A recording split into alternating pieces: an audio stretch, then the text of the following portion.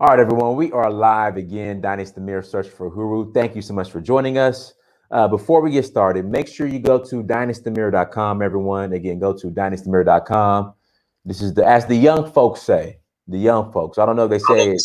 I don't know if they say the same thing in the UK, Kayi. Kayi, our sister Kayi, with the diaspora channels in the UK. I don't know if they use the same term, but in America, the young folks say drip, new drip. Oh, okay. Yeah. New drip. So this is the new drip, everybody. Black love or die trying. All right. Black love or die trying. Great. I think I need to remove the G and do trying or die trying instead of trying. Maybe just trying.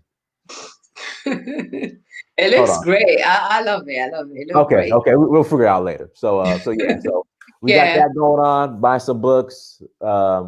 Make sure when you go to dynastymirror.com, subscribe to the join the email list as well. And then Patreon, everyone. Become a Patreon, monthly Patreon. Search for Huru and all that good stuff. So today's topic, we're going to open up the lines here shortly. Why are Black women, or why do Black women claim that Black men aren't protecting them?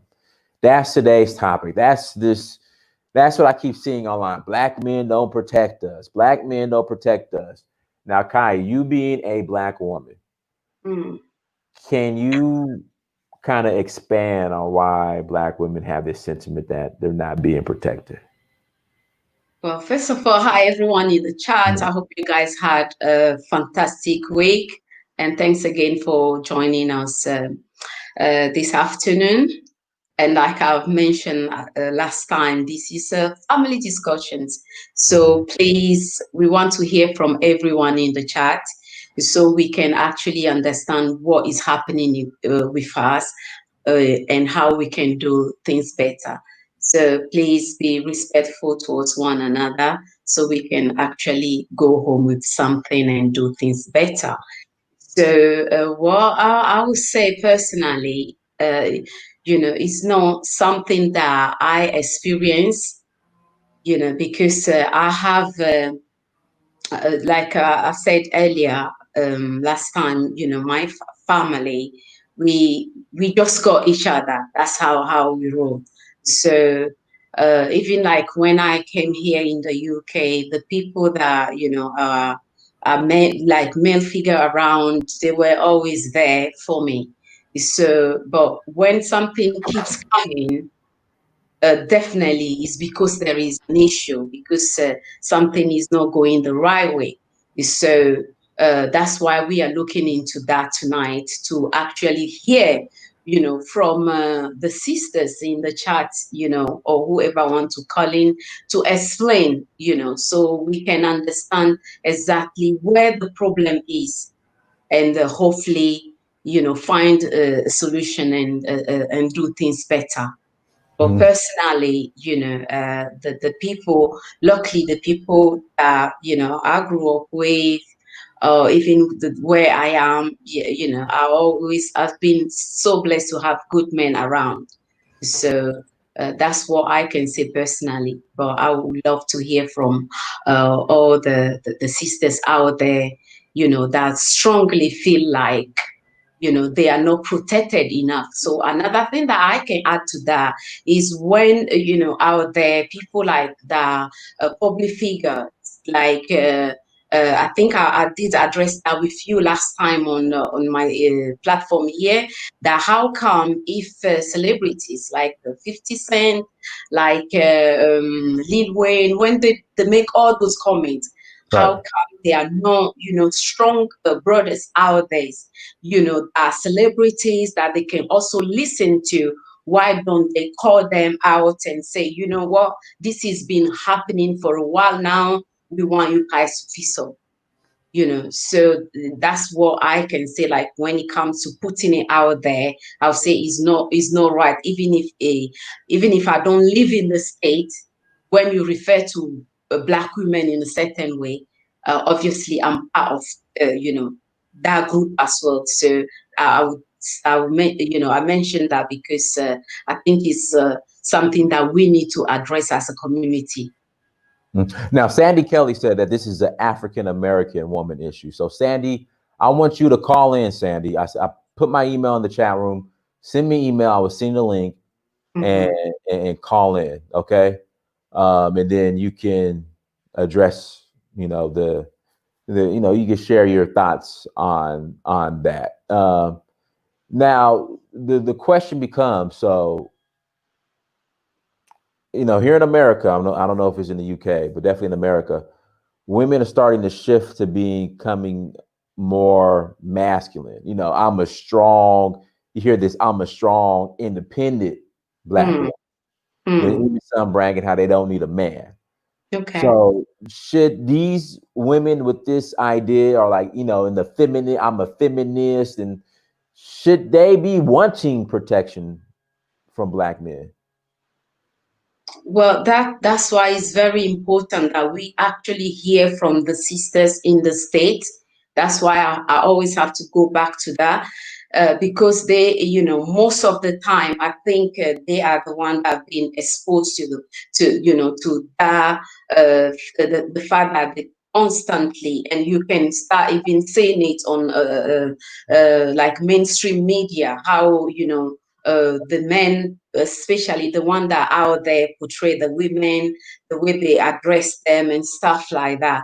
So we need to, I need to hear from them, so we can know exactly where that is coming from. But I think prior to hearing from them, if you are in a stage like you feel like, if I don't face, this, if I don't face this myself, no one is going to come and do it for me. Then you've been forced, that environment is forcing you already to be, your protector, if it makes sense.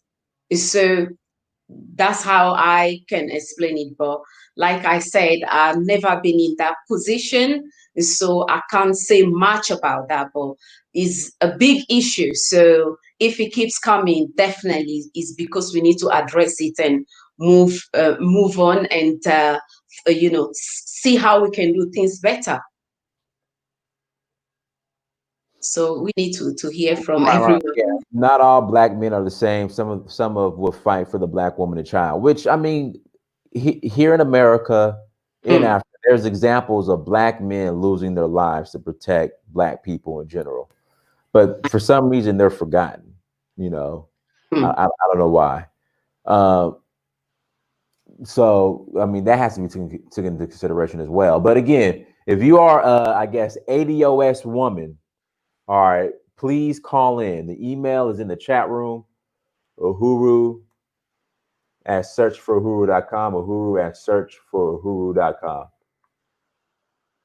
And let us know where you are watching us from. We need to know.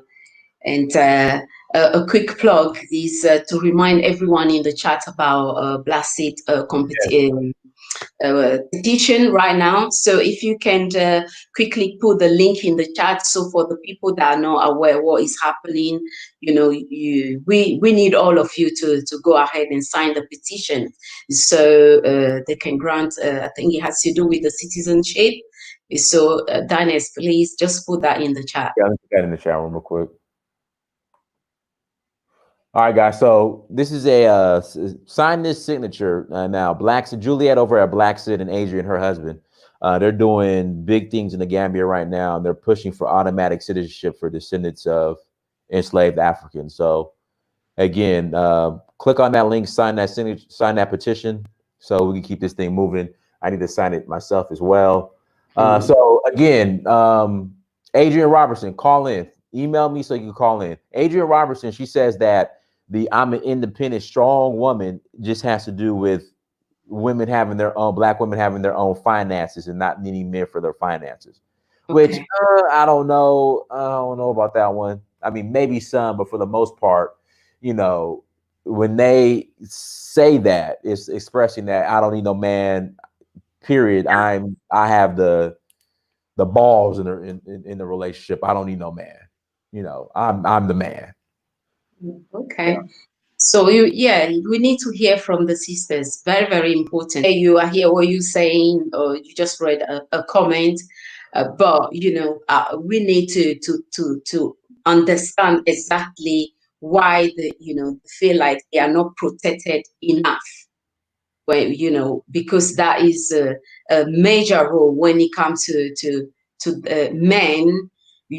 That's I'm talking about where I'm from, and everyone in the chat, if you are from the Caribbean or Africa, let us know how the men in those two whether in Africa or the Caribbean, how the men actually stand and protect the women or the children. So if it's something lacking on this side or whatever it is, we need to understand, so we can move in the right direction, and recognize if that is actually an issue that we need to face, and sort things out. Yeah, we want to hear from you guys. And please, the link is right there in the chat for the petition. So kindly don't forget to sign that petition. Very, very important. All right, let's see here. You can't be protected and independent at the same time. If you don't need the man, then you don't need the protection from the man. Being single leaves you unprotected. But sometimes, Kayi, and again, I would like for these women to call in, because I don't want to speak on behalf of women. Yeah, same. I Yeah. want to hear from them. It's Mhm. very important. The sisters, I need to hear from them. But a lot of times, a lot of these sisters who come with this, I'm an independent woman, I don't need no man, and then the ones who I guess are upset that there are claiming they aren't being protected by Black men. Sometimes the way they carry themselves is like, why would we really want to protect you? Or you'll be putting you're putting, like, the way you carry yourself, you put yourself at so much risk that it's like there's no code of, here we go. There's no code of conduct. Like in Africa, women carry themselves a certain way. In America, it's kind of like a lot of women. Sorry, Diana. I can see Yeah. Diane. Mhm. She's asking how she can add to the conversation. So if we can have the link, please. All right, guys. So again, email me. I'm putting my email in the chat room. Email me, and I will send you the link. Okay, email me, and I will send you the link. Yeah. So email me, and I will send you the link. Everyone, shout out to Pan Africans. Yeah, Strike let's see. that. All right, let me read a super chat. You can't protect someone from themselves. If we tell them not to do something, we are oppressing them. Self-defeating attitude. So that's the point. See, I don't want to speak on behalf of women again, but you have a lot of women who want to carry themselves a certain type of way, and then Can you explain that, please? Because I'm here to learn and understand and see. Okay, okay, hold on one second. I'm gonna give you a prime example. And the is he Pan-African something? If he can also call in, to explain himself. That would be good. Let's see here. Let me.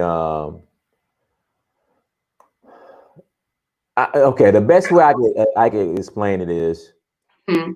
you have this Western feminism that women should be able to do whatever they want with their bodies, express themselves wherever, however they want, put themselves Hmm. out there any type of way that they want.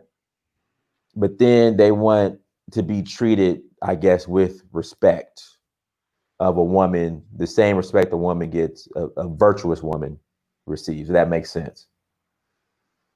Okay, when you say to put themselves out there a certain way, is that the reason why you can't protect them? And how do they put themselves out there? Well, as far as putting themselves out there, like, Hmm. are you familiar with Megan Thee Stallion? Well, I read the Yeah, yeah, yeah. story. But the Yeah. thing is, you have these women that brag about how they're playing men and getting money from men and, exploiting men, and then they say we want to be protected by men. Does that make sense? Okay. Yeah, I understand, that bit. But my question would be like, is it, I don't know how you're gonna sort this out if you see her like you know, your blood sister that been open her mouth, you know, and be saying those things, and she got attacked by a man or a group of men. So will you just sit back and be and say like, oh, because you've been out there, you know, saying all sorts, you don't need my protection? No. See, this is the thing. So as far as the protection thing, it isn't like when they say black men don't protect us. Mm. It, they do, but I need a woman to call in. I mean, can we get some women to call in, please? Only people that are emailing me are men. Oh, is it? Yeah. So Okay. like women, yeah, but so these women like who are making comments, like call in. Yes, You please. know, because I Please, again, I don't please. want to, I don't want to speak on behalf. Of the Okay, sisters, because I'm about to send a link to some men. Like I just, you know, because the sisters don't want please, to call in. ladies, call in, call in. That's the thing. The sisters are so always vocal in the chat room, but it's like Please call in. I would personally would love to hear from you I just because want to be quiet. I just want to be quiet and just yes, yeah. yes. Because again, I just, you know, Diane, my email. Everybody else is able to email me. It's uhuru at searchforuhuru.com. That's the email. I'm getting everybody else's email. Oh, Diane is saying she tried, but Yeah. Dennis, do you think you will crash if we No, actually leave I'm getting it? everybody else's email. So, Okay, so Diane, oh, please just keep trying. okay. So I'm Pan African Strikes Back. I'm sending you the link right now, Okay. so his wife could talk. Okay, perfect, perfect. Yes, I would love to hear from the I just sisters tried in to the do chat. that too. Yeah, I don't know you guys because I'm getting all the men's links for some reason, but not y'all. I don't know. ladies, Sales, I don't know. ladies, please call in because you know I don't know the situation over there, but if it keeps coming, definitely it's because there is something serious going on, and so I would love to hear it from the ladies. Hold on, let me just try to email myself real quick from a different email address to make sure that you know my email isn't acting up. Hold on one second. But Pan African Strikes Okay. Back, I just sent you the link. It's Uhuru at searchforuhuru.com. Link, test link. Let's see here.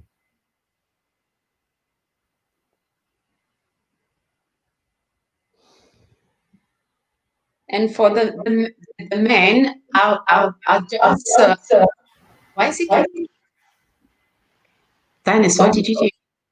What happened? It just keep echoing. Oh no, I think I'm it's all right. fine now. What's going on, Miss Brandon, Miss Pan African Strikes Back? How you doing? Can you hear me? Can you hear me? Hello, can you hear me? I can hear you, but you're breaking up. Okay, hold on. Is that better? And see if that will make it. All right, you're freezing up on us.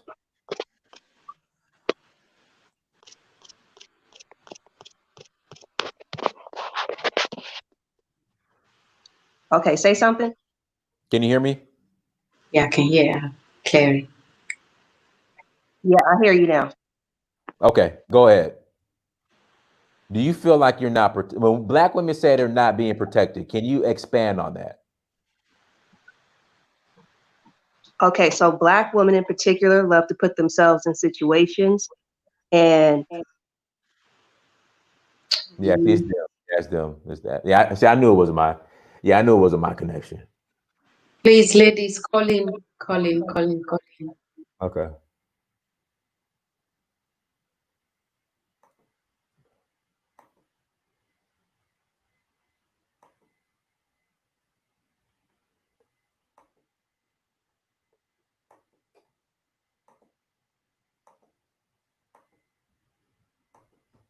Okay, you with us? yeah, I'm back. Sorry. Okay, go Okay, ahead. Good. so all right, what I was saying was we love to put ourselves in situations that we feel we have to be rescued from. So, for example, um, If we go and we run out and we go, let's say, I'll smoke weed. I don't smoke weed personally, but you go and smoke weed and you go and buy weed from a person over at a gas station, and that person's suspect. And then you get into a suspect situation and there's black men around, but you want that black man that's around to help you in that suspect situation. One, why are you buying weed in a shady place to begin with? Why are we putting ourselves in situations to have to deal with being rescued? Also, when we go to the beauty supply, that's not black owned, and the Asian man is jumping all over us. If we didn't go to the beauty supply to begin with, where we know we possibly will get disrespected and get jumped on, why get mad at the black man for not helping us? And when he's telling you, hey sis, don't go there. They're black women owned beauty supplies and black men owned beauty supplies where that's not happening. But we continue to go to the Asian beauty supply and get whooped on, and the nail shop and get whooped on. And everybody's always telling us, oh, the black woman's not protected, the black man's not protecting her. But we keep putting ourselves in those situations and expecting to be protected. But after a while, he got to stop jumping in front of the bullet for you because you're putting him at risk. If you want to be put at risk, you go do that. But don't look at him to come and save you when you put your hand in the lion's mouth. That's what I was trying to articulate, Kayi. Like a lot of times, when I say put themselves out there, then they want to protect them. It's like it's not worth sometimes protecting. Now, I'm not saying if a man is assaulting his woman, I'm gonna intervene. But like she mentioned, we continue. Like our sisters keep going to these races, beauty supply stores, and these races. Fingernail. What's it called? Get their manicure and pedicures and stuff. And like every 2 months, there's a story of a Asian man beating up this woman, but then they're mad because we're not protecting them. Oh, here we go. I'm gonna give you a prime example, Kayi, and you probably remember this. Sister, what's your name? What's your name? Lily. Lily. You probably remember this. Here we go, Kayi. So there was an incident at a beauty at a nail salon. Right. Black woman got assaulted by an Asian guy. Okay. Black man pulls up to that nail salon, throws a brick through the window, and basically standing up for black women. 2 days later, number one, that man got arrested. You know I'm talking about, Lily? Yeah. Yeah. He gets arrested, right? That nail salon fixes the window, opens back up. Nothing but black women in that line wrapped around the building. True story. That's true. And then where we at in Compton, we went up there. They had a big, huge protest. And my husband went up there and he was like, hey, sis, I just want to know, instead of protesting, why do we even come up here at all? And they were getting irate. So it's like, I got to lose my husband because she want to go into the beauty supply store. Because if he's around, she's expecting him to save her, right? But what about us? What about his family? He has to protect his home first. Does that make sense, Kayi? Like, did that story make sense? Yeah, I'm listening. That's why I want to hear from the sisters because, like I mentioned, I'm not familiar with the lifestyle over there. Did it freeze? All right, Diane, you there? Okay, yes, I'm here. Can you hear me? Go ahead. Yeah, go ahead. Okay. Well, I know from my experience, coming up, I have to include my dad in it. I did not grow up seeing my dad protect my mom. As a matter of fact, my dad was the one that was terrorizing my mom. He used to beat my mom in front of us. Yeah, and my mom was a very, very meek person. So I grew up not knowing really how a man is supposed to treat a woman. I just know that what he was doing was not right. And so then I ended up getting married, and and which is bad because I ended up marrying someone like my dad, somebody that was beating on me. And there was this woman, she was locked out of her car. Mm-hmm. And I asked my husband, "Hey, she's locked out of her car. Can you help her get in her car?" He didn't want to do it, but I begged him, like, "Please, she needs help. Can you help her get in her car?" And so he went on and tried to help her get in her car.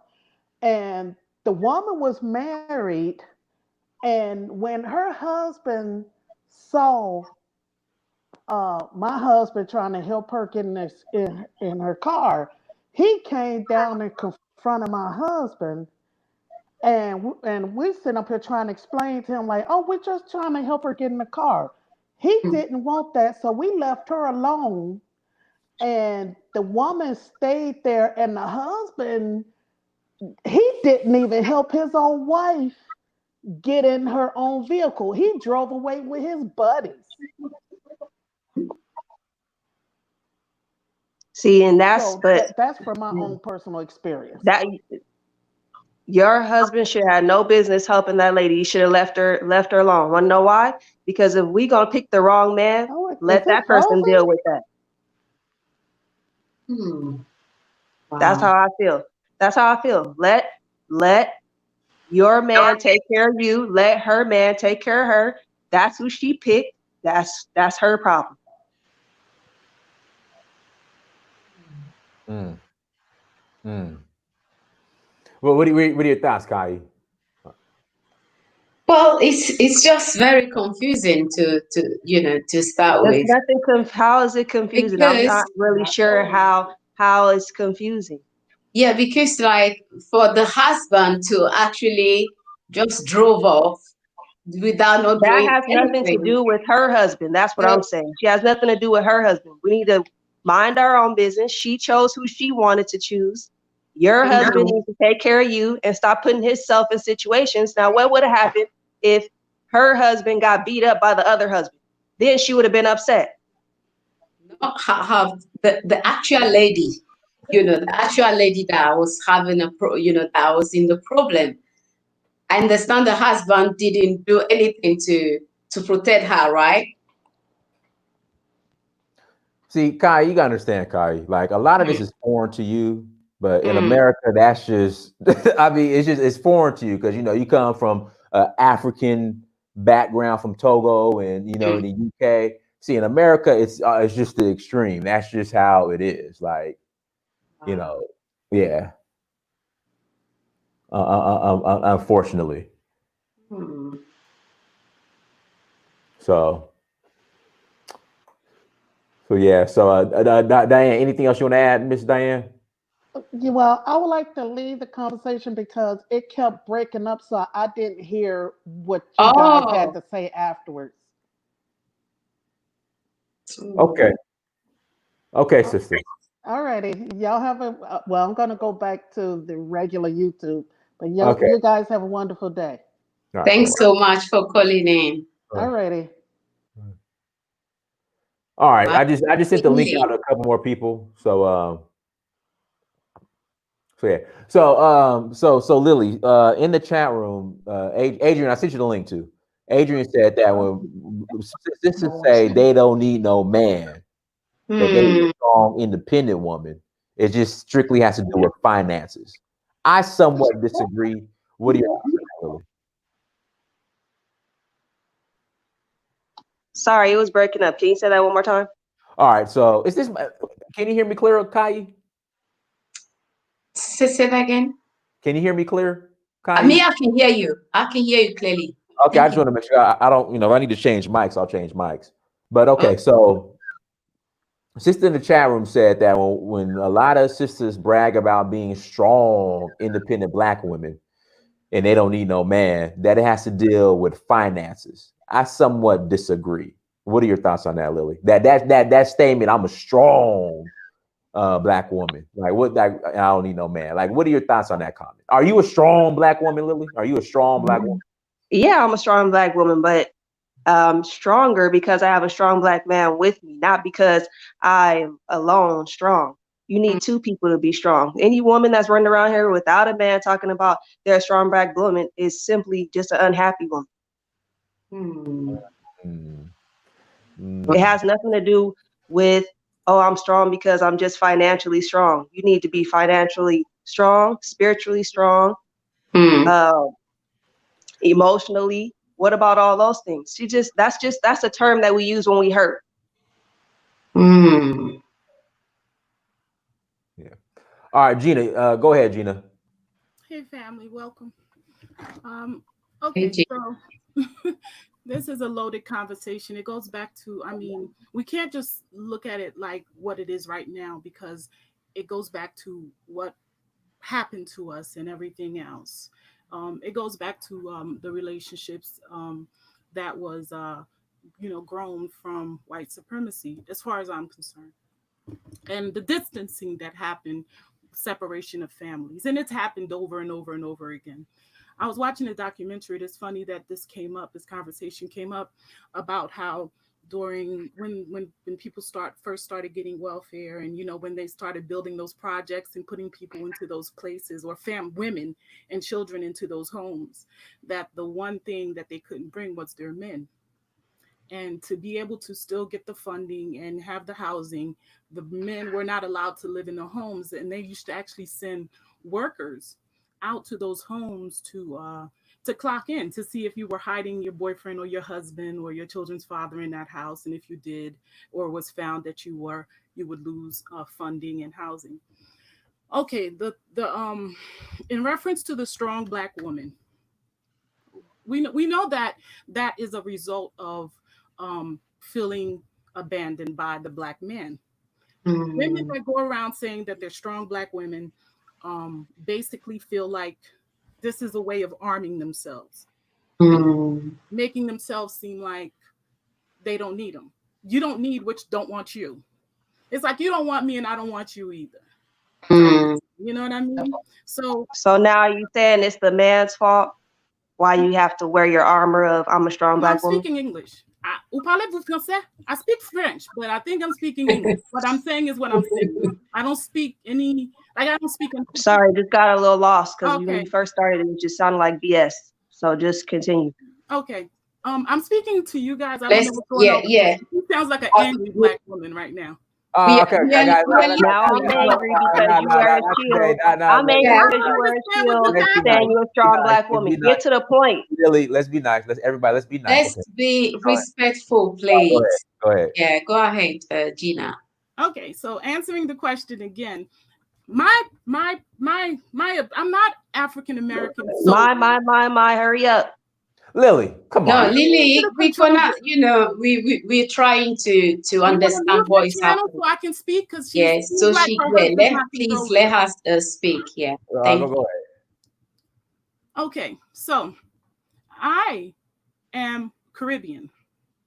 I was born in New Jersey, but my parents were Caribbean. So I was raised Caribbean. There's a different culture, that comes with that. Of course, in a Caribbean household, you learn that, the village is everything. Just like Africa, the village is everything. It takes everybody. In the morning when you get up, you need the kids to go out there and get the water. You need the fathers out there farming. You need the women cooking the breakfasts. So we understand that it's a village that you need the village to make it happen. And you have the neighbors looking out for the children in the house or the older person. Everybody is needed. The one thing I know with my brothers and sisters here in America, and I'm going to say this because there are a lot of good black men. I have one. There are a lot of good black men, but there are some that have a lot of anger inside. And I don't know why that is. And there are some women that have a lot of anger inside, stemming from what I just said about the need, them thinking that they have to put on this I don't need a man mentality because, it hurts to need a man and not have them be there. You know what I mean? So that being said, that's all I had to say, guys. I just want to thank you for coming, for, letting me come on. I don't know what that was going on with that, but I'm not going to stay on here today for that. Have a good one, guys. All right, thank you. All right, okay, thank you. Okay, can I say something real quick? Go ahead. Yes, please go ahead. Okay, so I feel like if you're not a married person, which she's probably not, you shouldn't really be speaking on relationship stuff. And then remember, it's our choice who we pick. So if your person that you pick doesn't protect you, get another person. Don't blame it on all Black men not protecting you for your bad choices. But go ahead. Okay. All right, Ms. Robertson, go ahead. Hi, can you all hear me? We hear you. Yes, Go ahead. Okay. clearly. Okay, great. Welcome. Oh, thank you so much for having me. Thanks, Dinus. I'm a longtime listener. I just wanted to jump in here real quick because I was the one that made the comment about the independent Black women and whatnot. I am married. My husband and I are celebrating 7 years next month on the 9th. I'm ADOS, Foundational Black American, whatever you want to call it. So is he. We're raising 2 young Black boys in Brooklyn. And we have these conversations all the time. What I was saying about the finances is that before we got married, I had to make sure that I could handle myself on my own without him. I did not need him for my day-to-day expenses. I didn't need him to pay my rent. I don't need him to, buy me groceries, buy me whatever, clothes, that's there. I'm educated. I went to college. I have a college degree. I graduated from Clark Atlanta University. I have my job. That's where we met. We both started on Wall Street. Like, I was already doing me. I didn't need him for that. Now that I have him, we're able to put our 2 things together to create the household and the family that we want. And that's all great. But I couldn't be somebody that, I needed him to come rescue me. Like, no, that's what I mean. And I want to be very clear about something. A lot of Black women, I know good and well that there's no room for me under that white feminist tent. I don't rock with them like that because I know that they don't rock with me. I saw the way that the Women's March, what they did to Tamika Mallory. They don't rock with us. There's no room for me. I'm not subscribing to anything Gloria Steinem and them got to say. That's not really the point. But in the African Nam, he put something about having women that call up discuss their family upbringing. I think that's very important. You got to think about our generation of 30-somethings. We grew up in the 80s. What was going on in the Black community then? So, Right. yeah, a lot of us did come from single parent household. You got somebody telling you from the time you're a little itty bitty girl to go get yours. Do you go to college, get your degree, go start your job, do whatever.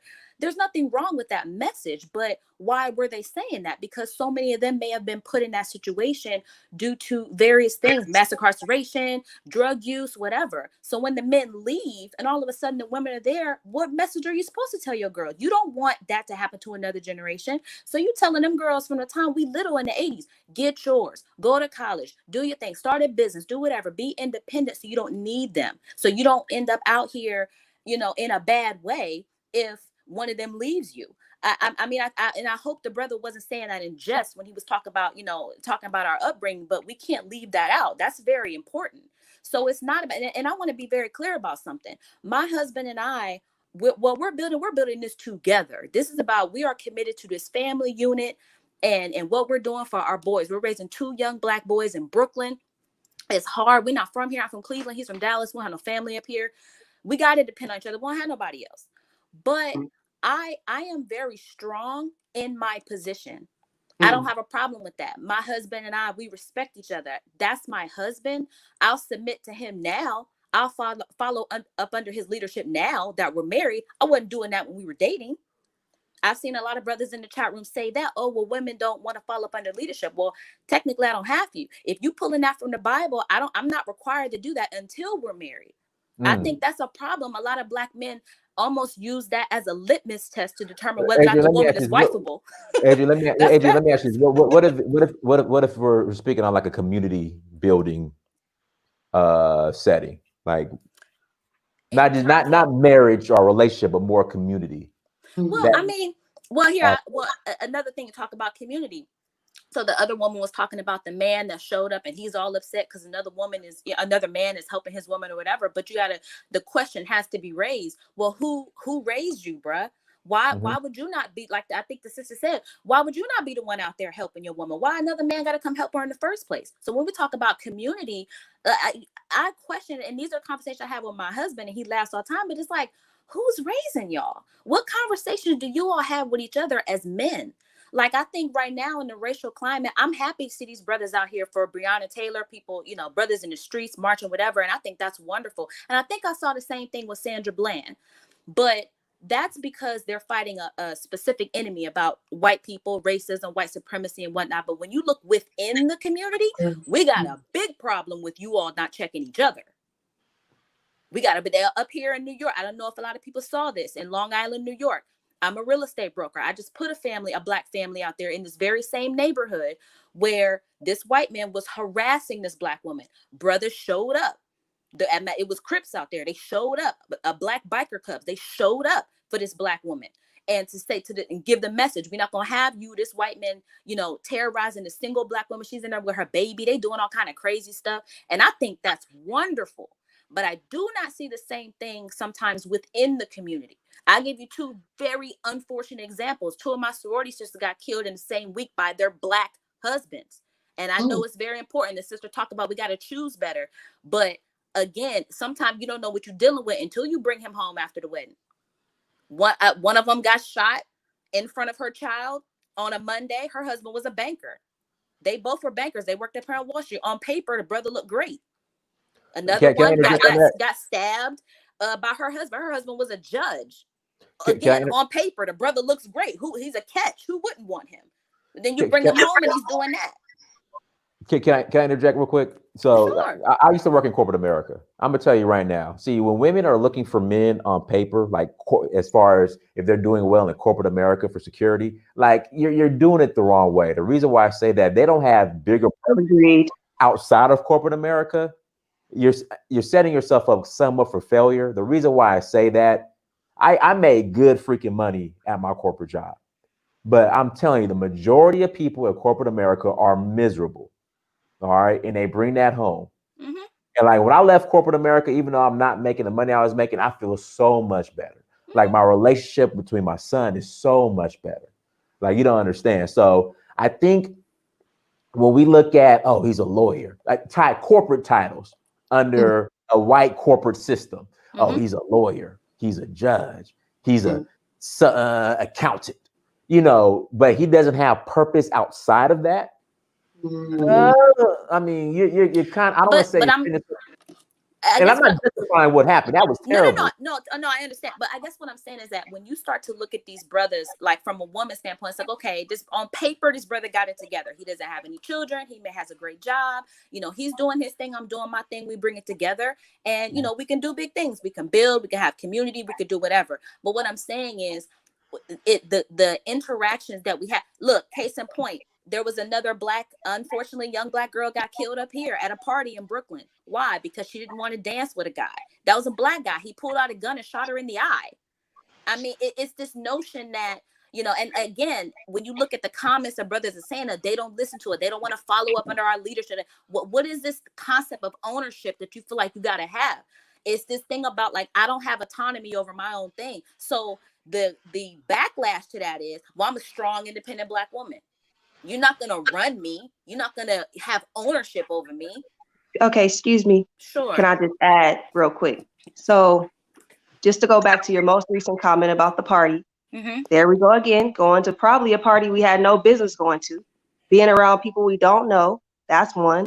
As far as looking at men on paper, that is the wrong way to choose a mate. We can't choose a mate by where he went to school.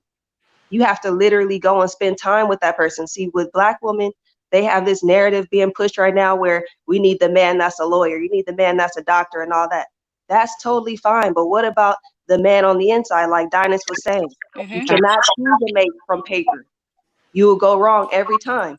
And best believe those people that were in those relationships, those men showed them signs, but they refused to pay attention to it. So we have to stop acting like there's a blind eye. As long as he's rich, I'm good. No, it doesn't work like that. We need to use our minds for more than just thinking about what pockets we could get in and where we need to be at mentally. No, of course. I mean, your point is valid in terms of looking to other things besides just the brother's title. Absolutely. That's very important. But what I'm saying is that when you start to analyze, okay, who can I build with? Like, the finances are important. I know what I'm bringing to the table. I see what he's bringing to the table. And it doesn't even have to be, oh, he's a lawyer, he's a doctor, whatever. He could be an entrepreneur. He could be anything. As long as the brother has, direction, he's going somewhere, he has his purpose. Yeah, he's doing his passion, whatever he's doing. We can't be blaming Black men as a whole for what black men do individually. There are also white men killing their wives, beating on their wives. Of course there are, but I'm not a member of that community. So when Dinah specifically was talking about community, my question is, what conversation do these brothers have with each other? Like Meg Thee Stallion got shot, and at first everybody was kind of like, that's kind of crazy, what's going on here, whatever. But then as the information come out and the story is they got some type of argument, she's trying to leave and he shoots her, it's kind of like, well, what is that about? So my question is, what do brothers say? What conversation do you all have with each other?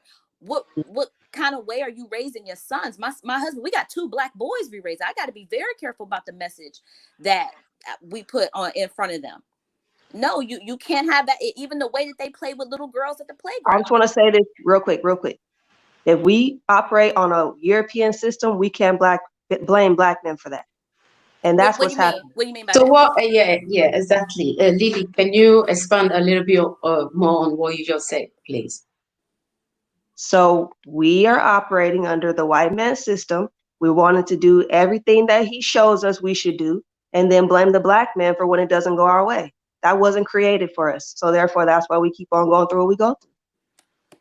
So can you say specifically what are those things? Because remember, I'm here to learn and understand exactly what is happening over there in the US. So what do you think the black women are doing that they're not supposed to do, but it's because they've been taught to do those things and they are doing it automatically? Right, that's all. Who's teaching you to do that thing? The media. Who's controlling the media? The white man. Everything that we do, we get it from where? Most of our things that we do, we're getting from the white man teaching you this is what you should do. Black girl, look for this type of man. Don't look for this type of man because that one's not going to do it for you. You need one that's going to put you in this direction where I tell you to go. Okay, and so then, what happened to the parent of that woman, that girl that eventually will grow? Yeah. Because you said most of the time, the way you are explaining it, I want to understand. Yes. The parent has something to do with it also. Everybody grew up with that mom or dad telling you, like, now you better not get up in here and act up in front of these white folks. Come on now, what's that? If we're not getting where our learning from white people, where are we getting it from? Yeah, but I guess I'm trying to figure out is that you said if we're not like doing what the white man or what the media is telling us to do. For me, like I just said, I just happened to fall in love with somebody I work with. that just happened to be where we work. But the point is, I've never dated a brother that wasn't going somewhere. I don't care what it was. He could be an entrepreneur. He could. I don't care if he was a poet. It doesn't matter as long as he has direction. And let's be quite honest, you got a lot of sisters like we've dated men of all different types of caliber. Socioeconomic status, we've done that. It's not like we're all just running for the brother that's bringing in 6 figures. We've dated teachers, garbage, but we date all kind of men. But my thing is the brother got to be going somewhere. I can't fall up under the leadership of somebody that ain't going nowhere. No matter what it is. But I think what happens is we get this message from black men. It almost and Dinah, I don't know, maybe Adrian, can I tell you this though? Can I say this? You have a good situation, and I feel like all you're pushing out is all the negative things. You know, what do you mean? What? Well, you bringing up all the black man is killing his woman, or the getting shot in the eye because she doesn't want to dance. Like right. You come from a good background though, so why can't you offer up more of the positive side of this? Look, all my friends, our friend circle here in New York is the same. Young black professionals raising children here in New York. We all get up and go to work somewhere, whether it's in finance, banking, law, medicine, education, whatever. We all, like I said, we all have vision, passion. We all doing something. My husband, our entire friend circle look like I know, but I'm just saying, you specifically. You have a good experience, but you just you're making sure to throw in the bad parts about the black man because I can't ignore that there are some women who don't have that. Yes. Okay, but you and I, okay, I got 14 years, you got 7 years. You and I have to be the voice and keep talking about the positive things about the black man, and then share how our black man treats us and what he does, so then we could teach the sisters how to go and pick the right black man. That's all I'm saying. Instead of keeping telling her about who to run away from, let's guide her on who to go to. look, I'm here for that conversation, but all I'm saying is that we got to be able to walk and chew gum at the same time. Just because you and I do have greater examples, we have better situations with our Black men, doesn't mean that some of our sisters out here really aren't struggling in the way that they deal with some of these brothers. So all I'm saying is and the reason I'm saying that is because I want people to understand, we talk about these things and everybody's pointing fingers. We don't have to do, you and I don't have to worry about chewing gum and everything and walking at the same time. No, but let me just put this out. We need to stay on our court and teach the Black woman the right way. I understand all of that. Clearly we know. I understand all of that. Have finish our point, then you can add. But what I'm saying is, here's what I mean. Brothers and Diners, you can jump in with this, please, too. When you talk about the way we interact with each other, you all are not dying at our hands at the same rate that we're dying at yours. So we have conversations a lot of times. Everybody's pointing fingers back and forth, and there's a war and there's a battle between Black men and Black women. What ends up happening is that has real consequences, and you end up having Black women who get the short end of the stick. No, I am not one of them, but I do know people that has happened to. I know women who have been accosted physically, harmed physically with weapons just because they didn't want to give a Black man their phone number. That's what I mean when I say, brothers, what conversations are y'all having with each other that makes something like that okay? So when I'm asking for protection, it's not just about you being in the streets. Let me finish. It's not just about you being in the streets about Breonna Taylor. What do you say to that brother that's in the club, physically hitting women? I've seen a woman get yoked up in the middle of the club because she didn't want to give a guy her phone number. Those type of things. It's this notion that you can't be your strongest self unless you got ownership over me, unless you have ownership over my body physically, over my decision. I have to give you my phone number. I have to have sex with you if I don't want to. I have that kind of stuff. And no, I know somebody's gonna say that it is not all. No, absolutely, it's not all. My husband's not one of them. Dinus, I know you're not one of them brothers. I got a bunch of family members that their brothers don't act like that. But for the ones that I've seen, that can have dire consequences for Black women.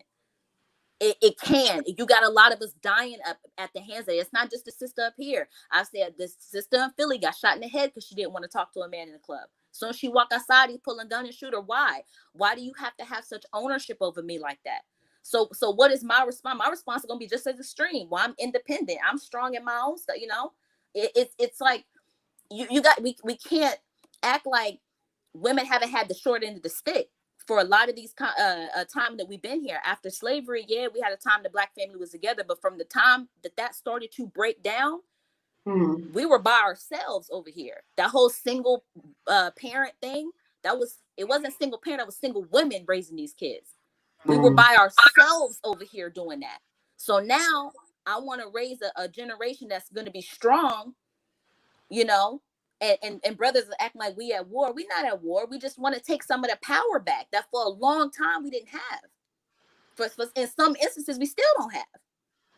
So I just asked the brothers, what conversations do y'all have with each other when these things happen?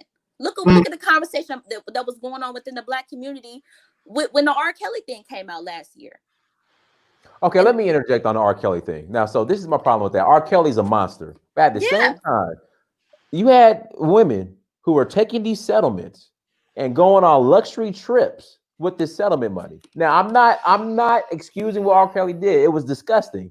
But you have this monster, R. Kelly, this child predator, who comes to a settlement outside of court with these parents. And these parents are taking this money. See, that's the thing. A lot of these parents, they didn't want justice. They wanted settlements. So R. Kelly gave them the settlements, and then they take that money, they go blow it. So I think it goes both ways when it comes to the R. Kelly situation, because that was well documented. But the reason I'm bringing that up only is to talk about how many Black men he had around him, enabling him to do that. When you really listen to some of them women's stories, when they were talking, because everybody said, okay, this brother can't read. So who booked the tickets for these girls to be flying all over the place? You book a ticket, you got to put somebody's you got to put your birth date in there. You put somebody's birthday in there, you can't tell from the birthday date. I understand, and I understand, and that's just disgusting. But at the same time, a lot of these parents knew what was going on with R. Kelly. it's all messed up. But what It's what I'm saying, it's asking, messed up all the way around. it's messed up all the way around. But when you really looked at the comments, when brothers were literally coming down one, it didn't seem like they had too much smoke for R. Kelly. It was always like you said, well, yeah, he bad, but, and it was like, yeah, but you can't have all these different women. Look at Can I jump in now? I'm sorry. Again, like I was saying, I just feel like you need to be more of a teacher. All we're doing is just constantly talking about the black man and tearing him down. I don't see the relevance of that. What does that have to do with? I'll never tear him down. With that's what you're doing. We're tearing them down. Instead Never. of be a teacher instead of the news. That's what we're doing. We telling the news. We using white. This is what white supremacy wants you to do. Instead of talking about the positive, instead of showing the way, shining the light, he says, okay, nah, fuck that. Let's go ahead and cut the lights off, talk shit, make the black man the boogeyman. That's all we're doing.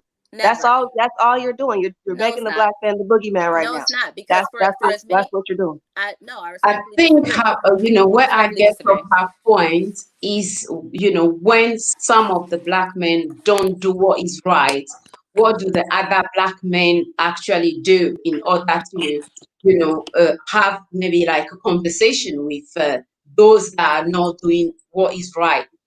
Right. So from what I know, that's how, in Togo, that's how we do things, like they are elders.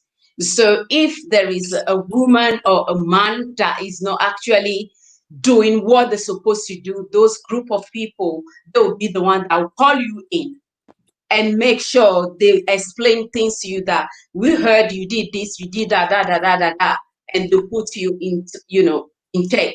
So I think what Adrian was saying is very, very important, a valid point when it comes to us, understand exactly this is what is happening. Next, now, what can we do? Like you said, yourself, Lily, Adrian, you are ladies. I'm also here. If there is something that we can also come together and teach the females and the young girls, that's on us. So same when it comes to the brothers, right. Those that have platform, is not only about us coming out here, spending 1 hour, 2 hours, and then go home and not even knowing, both parts, male or women, they don't have no role model, no one that they can actually, reach out to if, they are struggling in life. So, we have to understand what is happening and how can we, try to find solutions that can actually make things better within our community. So, I think we have another person on the... Brother, go ahead. Go ahead, brother. It's Mr. Research. Mr. Research, go ahead. So I want to share this with the lady from Togo. So here is, and I'm going to use the same pattern that Ms. Robertson used. Here's my experience as a little boy here in America. Constantly seeing women fight. Constantly being told I was a dog until we boys start calling ourselves dogs, D-A-W-G. That was long before I heard the word B. I was called dog. I was called worthless by our women. I was attacked by our women. So this goes to the lady with the Brandon signal point. I can say that all day because that was my experience and that was my friend's experience. If I promote that constantly, now that narrative becomes the only TV channel people want to watch. Here in America, here's what happened, okay? We got the traditions beat out of us. Africans, you still have traditions. Even though you go through the things as Miss Robertson and I have went through, you still turn to your Togo's brothers and sisters and says, I'm going to forgive them because that's my Togo's brother. That's my Minna brother. We have been stripped of that. So now we have this scenario where one gender wants to remember the pain. This goes to Lady Brandon's point. One person wants to remember the pain that happened in childhood, teenage, a failed relationship that was not perfect, And now we want to use that as a television broadcast against that gender for something that went wrong. Let me also say this before I give up the mic. Historically, before the right to vote here in America, we didn't see a lot of Africans. You know why? Because the white folks didn't want to let you guys in. The same as they didn't want to let the black-skinned Cubans in, but they were okay with letting the lighter-skinned Cubans in. This is historical documented facts.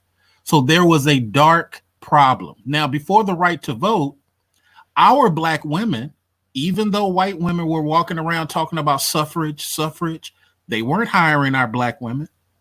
Our black women could get no jobs from white women who wanted women empowerment, but to clean their clothing and what have you. You didn't even see no black women working in the office, but it was black men, and I'm saying this for your benefit in Togo. It was black men who had dentist office. This goes to Ms. Brandon's point. Positive things. Doctor's office, and we hired the Miss Robersons of the world. We hired the Miss Brandons because the white woman wouldn't do it. But the white woman realized these black women, they got their own money outside of us while we're just waiting for our white husbands to come home. And they're about to get the right to vote. Let's give them feminism. Then the college woman came with an idea. Dynast is the enemy now. Dynast is not doing enough for me. And I'm going to get on this television program and pump out Dynast. And sure, Miss Robertson is right. There's a few 250,000, 500,000 individual incidents. But now, because of those incidents, I'm going to make Dynast appear to be the evil unborn. I'm going to forget that Ronald Reagan put crack cocaine all over this place when there was black businesses everywhere. I'm not going to mention that because that would make Dynast look good. That would make Dynast look like he was helping black women. Right? We can't do that. We can't do that, my lady in Togo. We can't do that. What we need to do is promote only, because remember when Lady Brandon said, well, all men do that. Well, I can only talk about black men. So mathematically, and we all been to college, if we only use one side of the algebraic equation, then we're not looking at the whole mathematical expression. So we're creating a narrative when we say only black men kill here or only black men. I'm quite sure there's some Asian guys that done killed their girlfriends. And oh, wait a minute, it's on TV. Asian guys have actually done that too. But if we keep pumping out that narrative, then that's bad. So we could do the same thing as black men. It just hurts us so much when our women want perfection from us.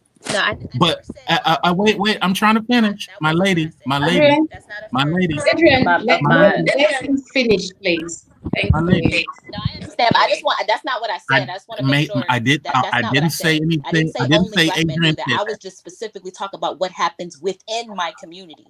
Okay, Adrian. Let me just take 2 minutes I think I got you, Brandon.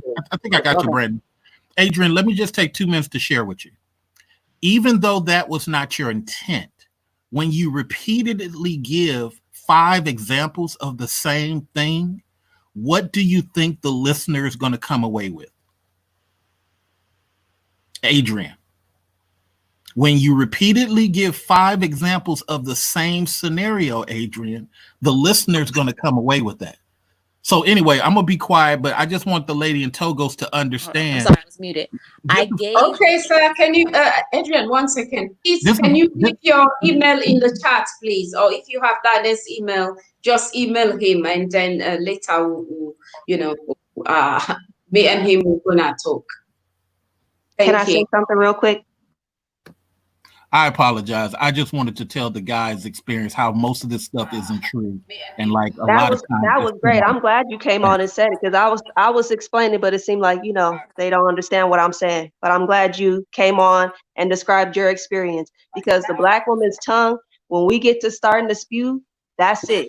Back when we were in slavery, they used to put things in our mouths so we couldn't say stuff. That's how strong the black woman's tongue is. Whatever we say becomes reality.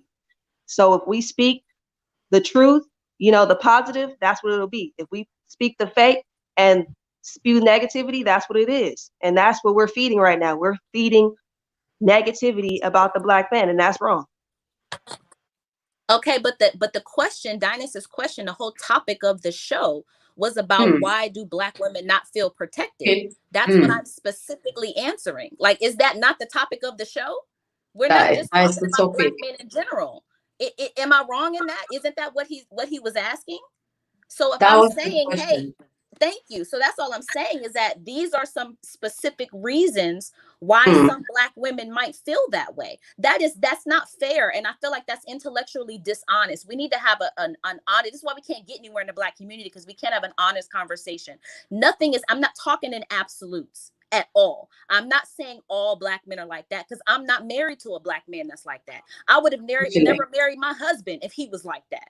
However, that does not mean that when these things do occur, that we can't address them because it's going to quote unquote make Black men look bad. Oh, we have. That's why I said before, we got to be able to walk and chew gum at the same time. I love my wonderful, beautiful ADOS, Foundational Black American, whatever you want to call him, husband. I love him and all his boys. I'm glad you're saying that. This is what I wanted to hear. I wanted to hear the positive things about your husband. She did. Lily, she did. She did mention, talk about her husband.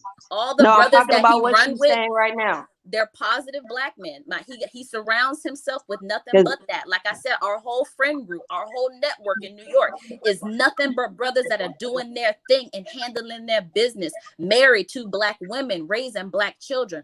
All of that is wonderful, but that does not negate the real issues we might have. And it can't be that every time somebody bring those issues to the table, it's now all Black men look bad. That's not fair. We will never be able to fix what the problem is. But all we ever talk about is the negative. That's it. We can't teach the positive and then talk about the negative. We have to address it, and then how can the Black woman from there make her way? We're not telling her that. All we're doing is, like I said, we just making the Black man to be the boogeyman. I'm sure Diamond didn't mean for this show to be about man bashing. I'm sure he didn't. Of course not. I'm sure he didn't. That's what just seemed like came out of your mouth, saying like, well, this is what we're supposed to talk about. We're supposed to talk about how the Black man's attacking us. We're not supposed to do that. But again, the specific question that was asked is why are Black women feeling like Black men aren't protecting them? You got, like, I'm talking about the question that Dinah's posed. So if we're talking about that, let's answer that. It can't just be, there are some Black men that are wonderful. So of course there are. Those guys, but he's specifically asking about why are some Black women saying this? Okay, so we as Black women, let's have the dialogue about why our sisters are feeling this way. And I feel like we talk about a boogeyman, it's too convenient to blame it on white people. We got our own issues with white people. We got a lot of issues with white people. So let me ask you this question though. Let me ask you this question though. If a guy is doing this, is about excuse me, can you let Adrian finish, please? Then you can add what you want. I'm just talking about. Have you finished? Adrian is going on and on. Let's hear the other guy. I'm talking about the question that was posed at the top about this particular show. That's all I'm saying. Can I jump in? Can I jump in really quickly? It's not a man bashing session, which is what we're turning this into. Oh, can I? No, can it's I, not. Can it's I jump not. in? It's not. It's not. Mr. Research, Cynthia G, go ahead, and Mr. Research after Cynthia G. Yeah, I just wanted to jump in because I cringe when I hear a Black woman saying that we're turning something into a Black male bashing session on the same panel while we're saying, can we have an honest discussion? So if we're going to have an honest discussion, there is a problem with the fact that the question even needs to be asked of why don't Black women feel protected by Black men? Because what I can tell you is that there isn't a group of women who would have to be sitting on a panel discussing whether or not they feel protected by their men, except for Black women. No, see, I wasn't done. I wasn't done speaking. I wasn't done speaking. I wasn't done speaking. I wasn't done speaking. Okay, go ahead, Cynthia. I wasn't done speaking. So if I could finish speaking, that would be great.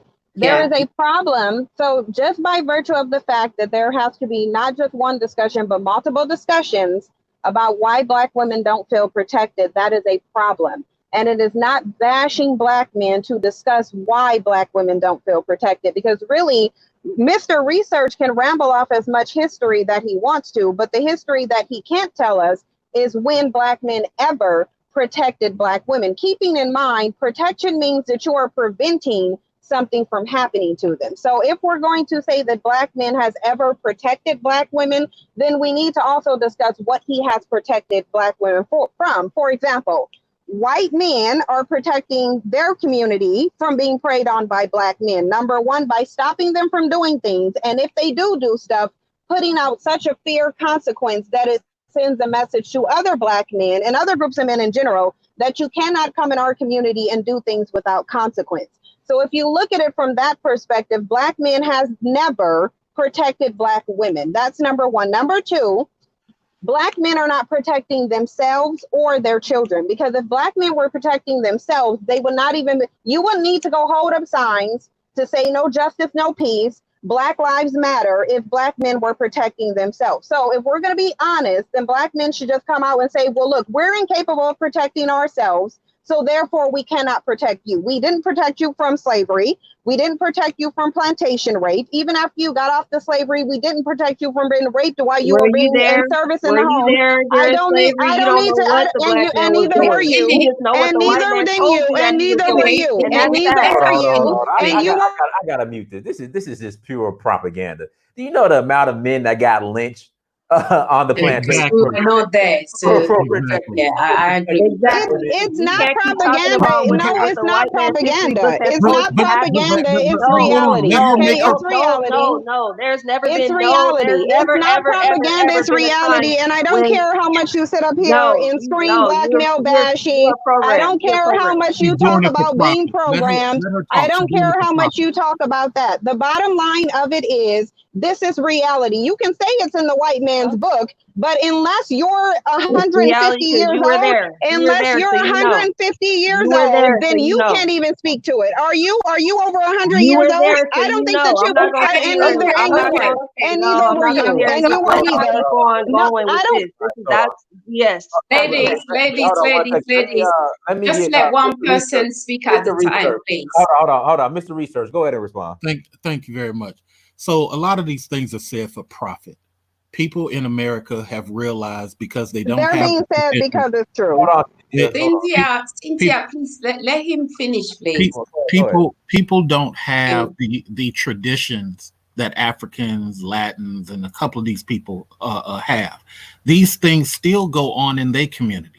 Every white woman is not protected from every black guy. Matter of fact, we had a video of some white girl getting beat up by a black guy, and it was black people in the community that came and beat up that black guy.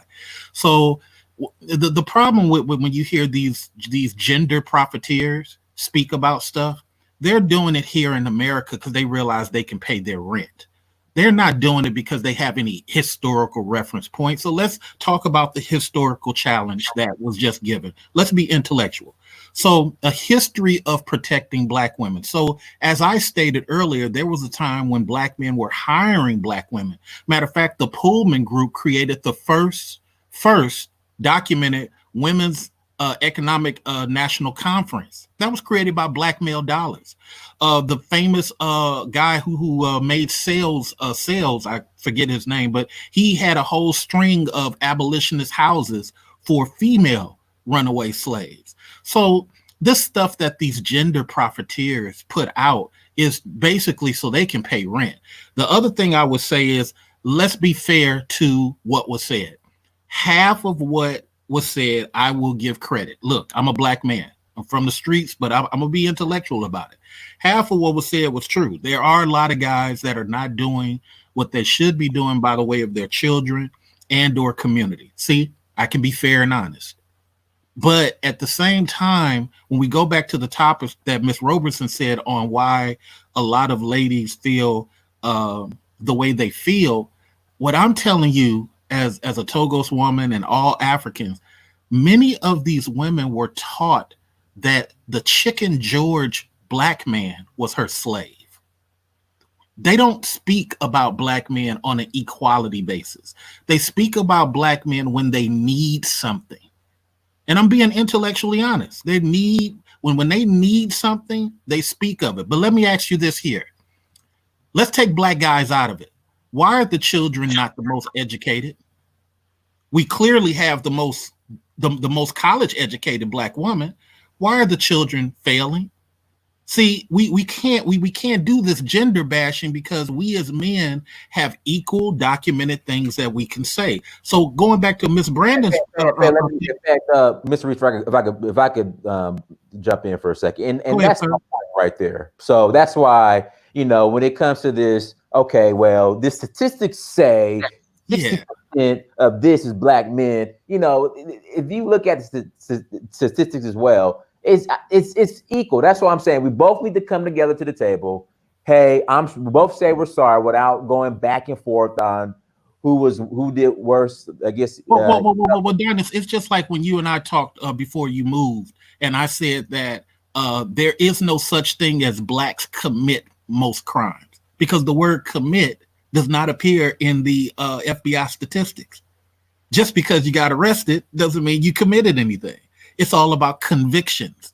So I just want to make you know, answer Cynthia's challenge, which I just gave historical, denounce that gender profiteering conversation where, you know, people got to pay their rent. I get it.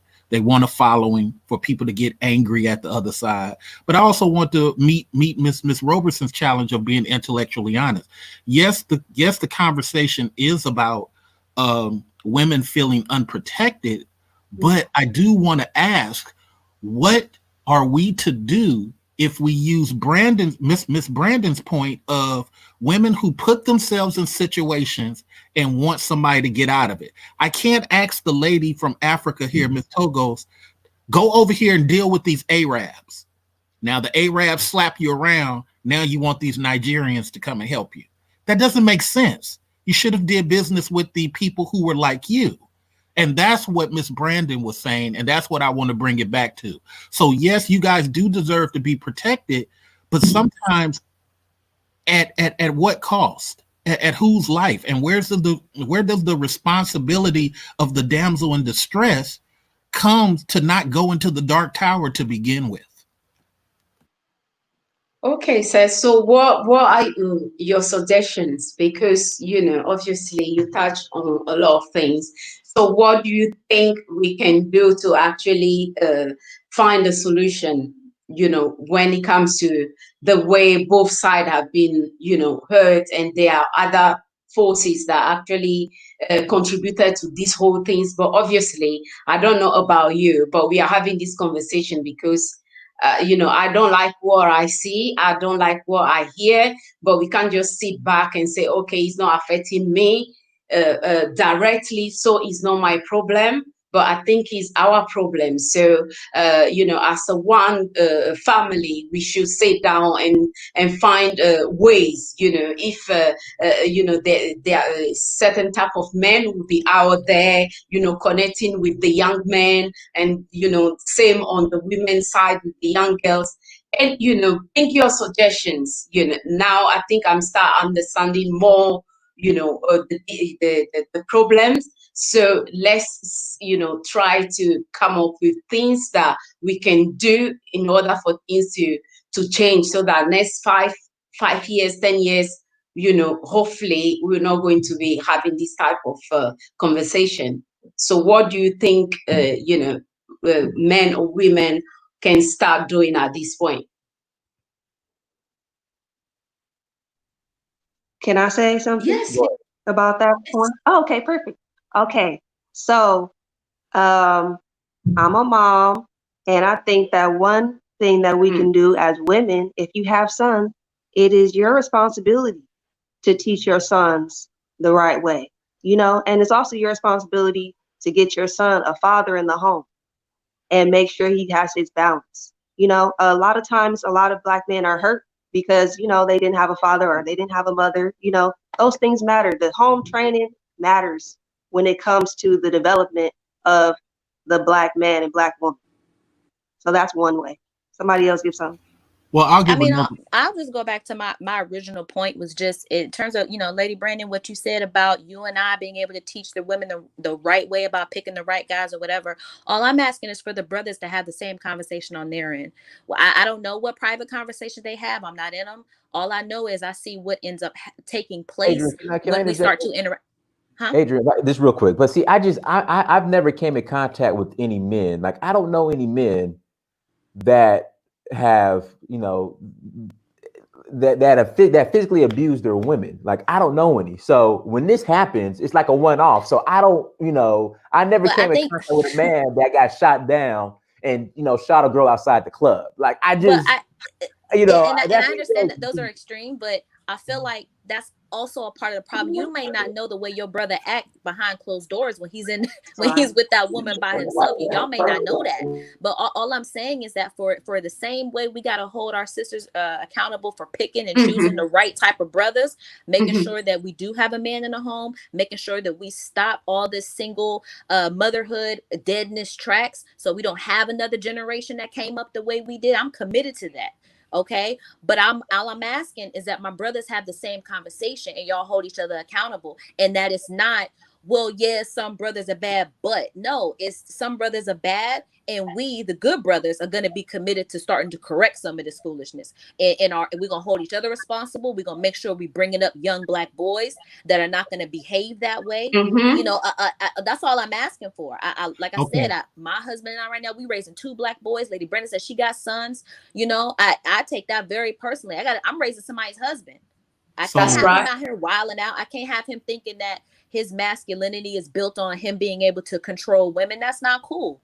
I can't in good faith sleep at night, knowing that I'm raising him that way. And my husband's not going to raise him, our boys that way. So that's all I'm saying. A lot of this, brothers, we and let me be very clear, because we keep talking about this thing about the Western mentality and white Venezuela. Let me be very clear about something. Most of us want to be married to y'all. We want to be in relationships with Black men. We want to have Black children. We want Black families. We are not married to white men like that. We're not. It's far more of you all in interracial relationships than it is us. We want, the majority of us want to be married to you all. We love you all. We ride for you all. I wanted a Black man. I wanted to raise Black children. I wanted a Black family. And all my friends feel the same way. So we here for y'all. We just asking for y'all to show up in the same way for us. So Adrian, let me be extremely honest here, because this is about growth.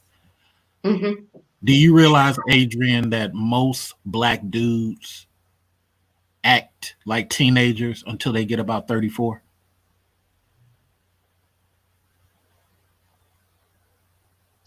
Say something, Adrian. He's a little bit delayed. I can't hear him. What did he say? Okay. I said, I'm going to be very honest. I'm a former counselor. So I'm going to be very honest. Do you realize that most Black boys don't stop being teenage minded until they get about 34, 36?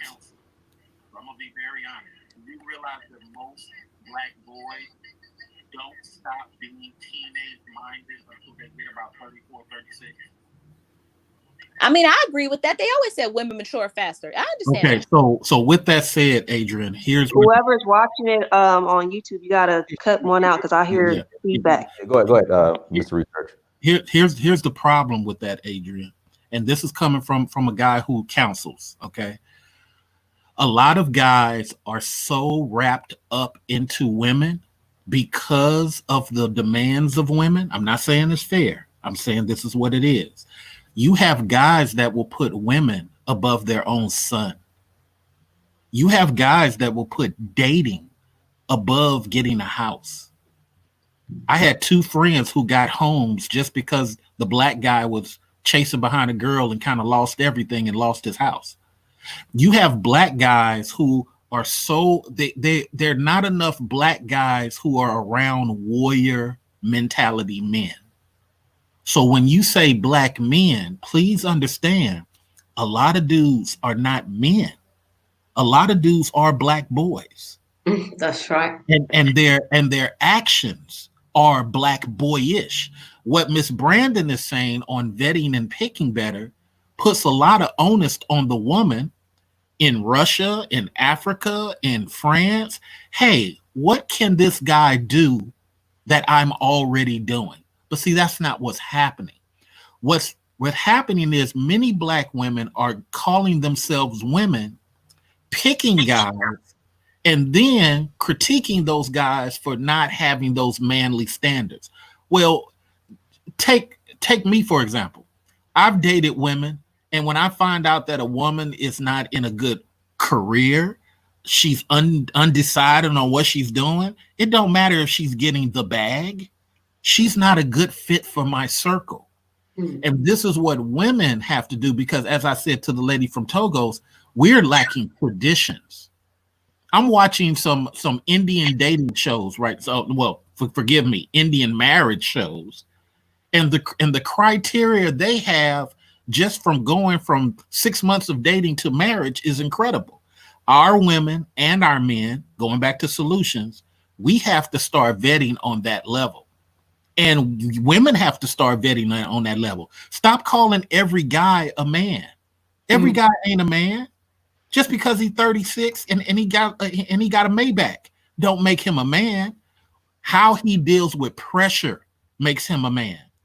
His ability to have an A, B, and C plan at the drop of a hat makes him a man.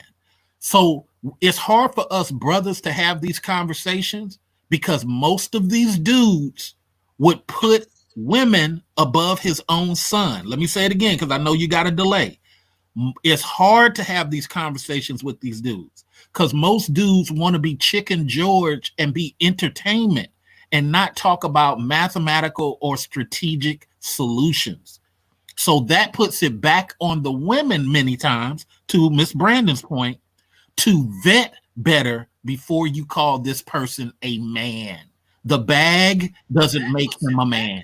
And that's my solution.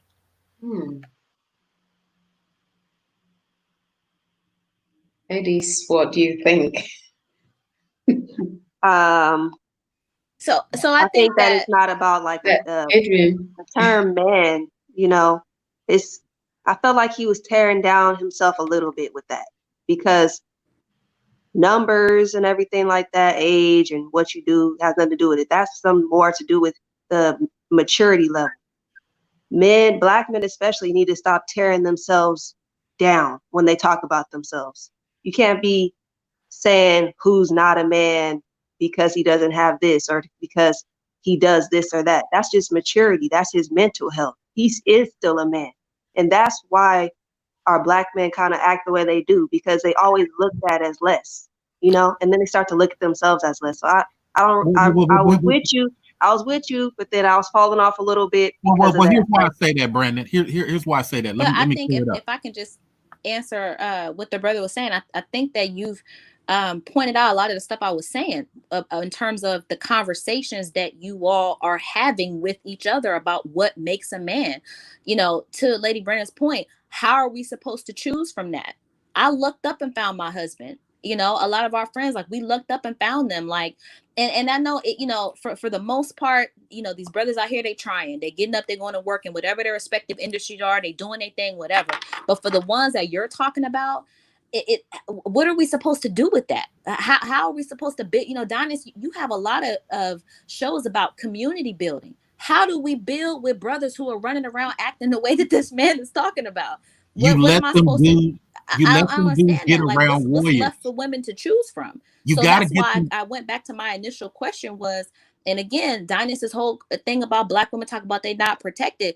What conversation do you all have with each other about what constitutes manhood? If it ain't about just the bag, if it's not about the car and the jewelry and this and that, which is not, it really, really isn't, then, you know, what, I don't, like I said, I just don't understand what conversations you all have with each other. The pickings should not be this slim. The numbers are already not on our side, but the pickings should not be. No, I don't feel like the pickings are slim at all. Let me clear it up for you and Miss Brandon. If we want to go looking for a man in the trash, we're gonna find a trash man. If we want to go look for a man, a clean man, we're gonna find a clean man. I'm telling you, it's you as a woman picking from the pickings of that tree. Pick a better fruit. Let me clear it up for both of y'all. You know, and I have to answer Go ahead. Okay, let me just quickly clear it up from both of y'all. And I'm from the streets, but I done made it to corporate. Okay, here's the thing that I've seen on every level to Miss Brandon and Adrian. Many of the underachieving dudes, they hide behind ladies like Miss Brandon, who are going to allow them that slight excuse, so they don't get to hang around me and Dynast, who are mentally dealing with other men on a mental level at the job.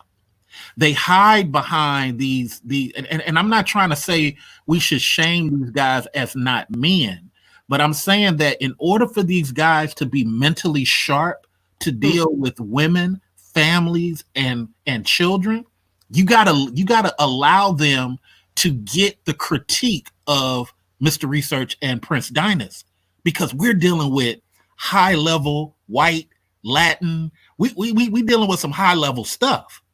So when these dudes come around us, I hit them with, "Hey, bruh, you didn't follow through on what you said you do. Hey, you didn't do that. Hey, bruh, I don't consider that manhood, dude. When you give me your word, you need to stick with your word." I just had to chew my landscaper out a couple of minutes ago. So this is why a lot of these guys are not access to men, Miss Adrian and Miss Brandon, is because some of these guys hide behind dudes who are achieving things, and they go around women and are very women first in a lot of scenarios. So no, I'm not pulling myself down. I'm saying that as a counselor since 2005, in order to get some of these men to not be hateful, not to be physical, and not to be some of the ways Miss Adrian pointed out, they got to get guys around me, Dynast, couple, to sharpen them, to get them to realize, bruh, why are you mad at Adrian? Go do some overtime, get some money, get you a lawyer. Oh yeah, that's right. Hey, bruh, why are you calling Miss Brandon a B? Why don't you get in your car and just drive away to your house? Oh yeah, you know what? You're absolutely right. But if they don't have access to warrior talk, then they're gonna hide behind that just enough excuse. That's my solution. And then the problem is too, real quick, Ms. Brandon. Okay, yeah, because I got something to say. The type of men that Mr. Research is speaking of, they're still getting play anyway. So it's like they're being rewarded for their behavior anyway. So for them, it's like, what's the point of stepping up if I'm going to be rewarded anyway? But they can't come to the corporate meeting with me and you, Dynast. But for them, what's the point of coming to the corporate meeting if they're they win in section? Yeah, that's true. Go ahead. Okay, so let me jump on down for this. Okay, so number one thing y'all gonna know about me, I don't get on too often, into stuff, but I speak for what's right, straight up. There's no way, there's no one's hiding behind me. I want to just set that record straight.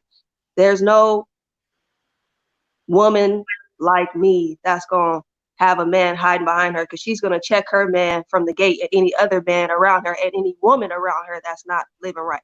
So I just want to say that, just because I'm for the black man, that doesn't mean I'm trying to hide his faults. He does have fault, but what I'm telling you as a woman is that it is still our responsibility, to hold ourselves accountable for our own actions. That's where we as women like to hide behind that. We get away with everything. We could slap a man, he hit us back, and then he go to jail. We could cuss the man out and do all these things and expect nothing to happen to us. And that's not right. You have to speak for both sides. You can't sit there and just be like, oh, I'm going to go and say the black man is bad, but not talk about how I chose that black man. That's my only point that I was trying to make to you guys, as far as where's our responsibility in. And when I'm saying to the gentleman about him talking down to himself, that's not me hiding black man either. That's me saying from rip, like you said, you was talking about back in the day, y'all was talking about y'all was dogs and all that. Where did that come from? You're tearing yourself down from the jump. That part I agree. That part I agree. Adrian. We got Fitzgerald Stevens is hopping on. Fitzgerald, you got to connect your device. Adrian and Lily. This is for me? Yeah, go ahead, Adrian. Yeah, and the three of you, please put your email in the chats right now, please.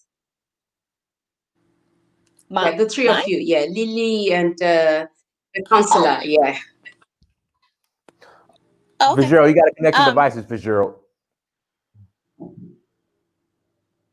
But Adrian, I mean, I'm saying to Lily's point, when the only thing I was saying, it was just talking about how do we as a community address what the Black man's faults are, because again, you know, the topic of the show was why we're not feeling protected, and I've seen, you know, a bunch of these different topics about Black men and women going to so-called war or whatever. So I just feel like when we really start to dissect some of this stuff about, you know, why we may feel that way. I mean, to, you know, Mr. Research, you just said that you are willing to pull a brother coattail to the side and be like, hey, don't do that. Don't act like that or whatever. That's exactly the kind of stuff I'm talking about. Those are the solutions that we need. I don't understand how, you know, how can we get to a point where we're duplicating that? Because I just want to be very clear about this. Yes, there are women who, you know, jump up, and I never jumped up in my husband's face because my husband is a very well-educated former hood nigga from Dallas. He would never let me jump up in his face. Let's be very clear about that. He's not having that. And I love him for it. Again, I'm strong in my position. I know what my position is in this house and in this marriage. Can I ask you a question real quick, Adrian? So there was a story of a football player whose woman jumped in his face and punched him because he wouldn't argue with her. Like, I saw that. How do you feel about men like that a woman jumps into? Because I mean, as a man, like, what are we supposed to do? How do I feel? I feel like she's a bird. That's how I feel. And I'm not talking about her. I'm not talking about women who specifically jump up to antagonize a man so that they can play victim when he protects himself. Everybody has a right to protect themselves. That's not what I'm talking about. I'm talking about those men who we're specifically, again, getting, the question was why we don't feel protected. There are specific reasons why we don't feel protected. And for those men who, a lot of it for me, what I've seen is just feeling like, you know, men kind of, they don't know how to act if they can't control a woman, if they can't have control over, you know, her body, her choices or whatever. They just, you know, I don't know. They just seem to go to an extreme. Like me hitting somebody, you know, trying to provoke a reaction. That's bird-like behavior. That, you know, that's not what we're talking about. All I said, I'm not talking about her. That woman, I don't know, did she get arrested? I didn't. I saw a blurb, but I didn't read the whole story. I don't really know. They're like the same, or like the woman that threw the match in the man's car. You blew up your whole face trying to get back at him. I'm not talking about them type of women. I'm talking about women out here just living their lives or whatever, but we end up interacting with a man, unfortunately, sometimes a Black man, because the reason why we interacting with them, like I said before, because we want y'all. We trying to choose y'all. We trying to build with y'all. If I run up on the wrong brother and end up in a relationship with the wrong brother, and I tell him no, and he has a violent, you know, visceral reaction to me having autonomy over my own self, that's a problem. And unfortunately, that happens. And like I said, we're not really dying at y'all hands. You all are not dying at our hands at the same rate that we've died at yours, or have been harmed at yours. Okay, so let me say this real quick. All the single ladies, go ahead and follow Adrian, and y'all gonna keep being single. So everybody that's trying to have a man and why would they be single? Use their mind to think. Come on, why would they be single? I have a man. They can learn a lot from what I'm saying. How many times I just said I am very strong in my position. I know what my position is in my home and with my husband. I have no problem with that at all. I have a man. I go back to for 7 years with raising 2 Black boys. Why would they be single? Here's the thing I go back to once again. Why? That don't make sense. My solution. All my girlfriends married to Black men. We got husbands. My solution is simply this. A lot of dudes I run into are. My husband is the head of my household, but I'm the neck. That's what I mean by being strong in my position. You heard him, by the way. You're talking about Black men. He's included in the Black man spectrum. You heard him. No, he's not, because I wouldn't have married him if he was. So now he's not hurt. He's not hurt. while you diss black men constantly through this whole conversation? All right. I haven't. You haven't. Let me You haven't heard me. let me speak a little bit louder. Lily, we've been I having this don't whole think conversation. We've she been talking has. for like an Let hour. me You speak a haven't little heard bit my louder. voice already. Okay, hold on. Okay. This Let me speak a little bit louder. Let me just say this once again before Alan speaks. Per my experience, coming from the hood to the only black dude in this $1 million hospital that I'm in, I see a lot of dudes who work service jobs. And I tell them all the time, we need you up in here. We need you to be managers. We need you to be supervisors. Stop just taking these just enough jobs. So when you say all this, Adrian, all of my hold on, real quick. I just want to say this one thing. Do you know that a plumber probably makes more than you? So that's a regular service job. Do not ever hate on the service job. We need more men in trades because these men that's been here behind the desk ain't doing nothing. You're right. So let me say this. Do you also realize a plumber is not respected amongst men? Even though he makes but yet the man gonna call him when he can't flush the toilet. Answer my question, lady. Do you realize that a toilet? That's not necessarily true. Do you realize? I disagree on that one. Do you realize when it comes to this caste system of men, managers don't respect toilet guys, even if they make money. But he needs him to fix his toilet. He don't care. Hey, guess what? That plumber, that electrician, they don't care if you don't respect them, because without them, you ain't gonna flush your toilet. Without them, you ain't gonna turn your lights on and off. Okay, period. I agree with that. Respect them. I agree with that, but then don't get mad when they crap on you and put their Indian cousin in your place. Because what even though what you're saying is true, notice I'm agreeing. What you're saying is true. It's not power. And black men got to get to the point where they're powerful in what they do, because the Indian man is already replacing trucking. The Indian man is already replacing mechanics. It's more and more black men who have less of those trades that you are cheering about, because other cultures have come in and dominated that entire industry. So while you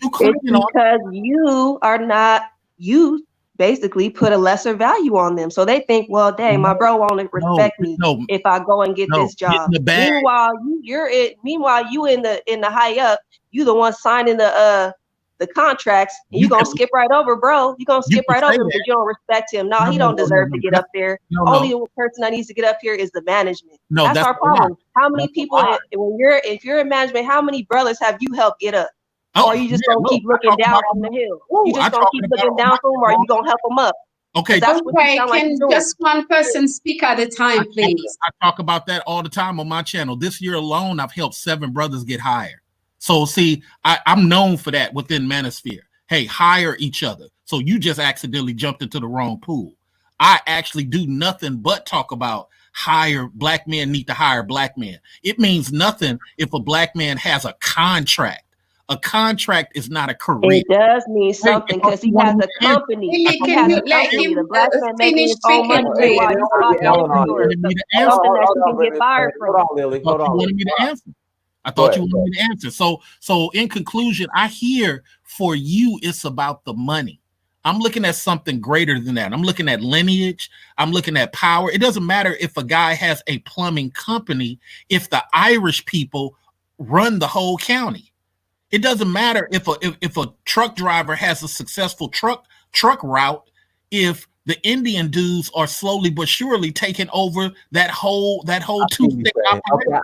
I see what you're saying, Mr. Research. Because if you have a plumbing company, but the higher ups of the companies are white owned, they're gonna end up replacing you. I see where you're coming from. See, she can't see it because she's looking at it from the money point of view, but my solution and I'm not looking at it from a money point of view. You just basically said that a black man that doesn't have a high up job is less than you. That's what you said. You're okay with that? Absolutely. Hold on. Let me break. Hold on. Go ahead, Alan. Let Alan in. My fault. Ms. Lily, what he's saying is, so if I have my own and this is real, so I know exactly where he's coming from. I understand him now. At first I disagree with him. If I have my own black plumbing company, right? Mm-hmm. But the industries that I'm servicing are Indian ran, I guarantee you pretty soon, the minute an Indian plumbing company comes around, that they're going to cancel my contract and bring in their boys.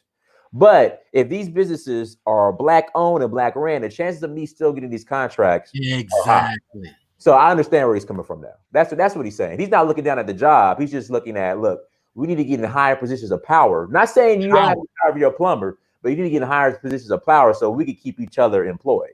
I see what you're saying. Because that's what they do. Important. Alan, go ahead, Alan. Alan, we can't hear you. We can't hear you. Fix your microphone, bro.